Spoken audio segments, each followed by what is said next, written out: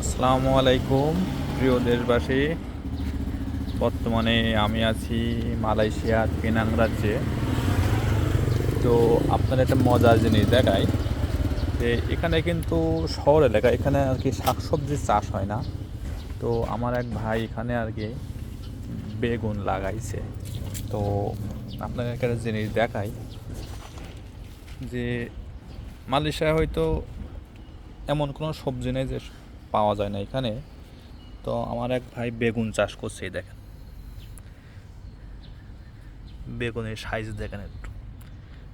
একটা গাছে এমনি এমনি পদে 20 থেকে 30 পিস বেগুন আর কি ধরে, কিন্তু সবাই সাইটে সবাই যে যা খায় সবাই নিয়ে যায়। তো তো বেগুন দেখো একটু কী সাইজ বেগুনের, অনেক সুন্দর সুন্দর বেগুন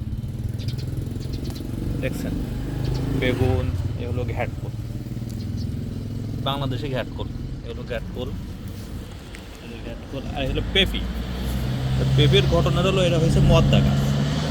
তা আমার এক ভাই আর কি বলছে মদ্দা গাছের নাই আগা কেটে দিলে মেয়ে গাছ হয়ে যায়।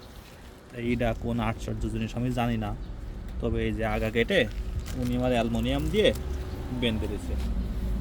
তো এতে নাই এবার নাই মেয়ে গাছ ফুল ফল হবে, এখন আল্লাহ ভরসা।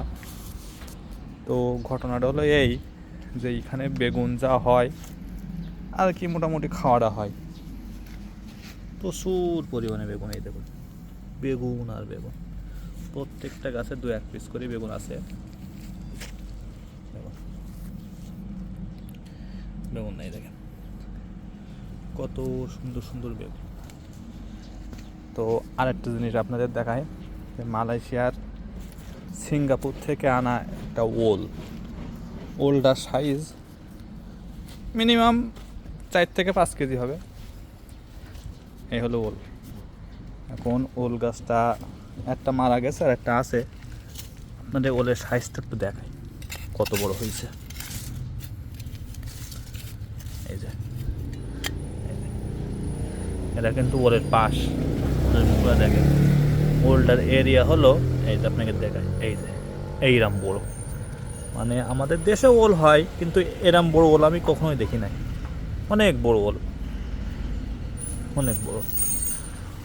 তো এখানে রোদের ভোল্টেজটা একটু দেখেন কি রোদ। বাংলাদেশে মনে হয় এখন শীতকাল, শীতের জ্বালায় অনেকে গোসল করছে না 2-3 দিন ধরে, কিন্তু এখানে যে এত পরিমাণ রোদ, সে রোদের কথা কওয়া যাবে না, প্রচুর গরম। তো আপনারা যারা মালয়েশিয়ায় বর্তমানে আসতে চাচ্ছেন এই মুহূর্তে অবশ্যই আসার দরকার নাই, কারণ এখানে এখন প্রচুর ইমিগ্রেশনের চাপ, বুঝতে পারছেন। এখানে প্রচুর ইমিগ্রেশনের চাপ সব জায়গায় না, অবশ্যই আমাদের এই অঞ্চলটায় পিনাংয়ে আর কি নদীর এপার আর ওপার, এপারটা একটু চাপ কম। তারপরেও মালয়েশিয়ায় বর্তমানে কাজ কামের অবস্থা খুবই খারাপ। খারাপ বলতে সব বাইটপার, চিরার বাইটপার। যারা বাঙালি তারা কাজ করায় টাকা দিতে চায় না, অনেক সমস্যা আর কি। তা সবাই ভালো থাকেন, নেক্সট টাইম দেখা হবে অন্য এক সাওয়ার খেতে। ওকে, আসসালামু আলাইকুম।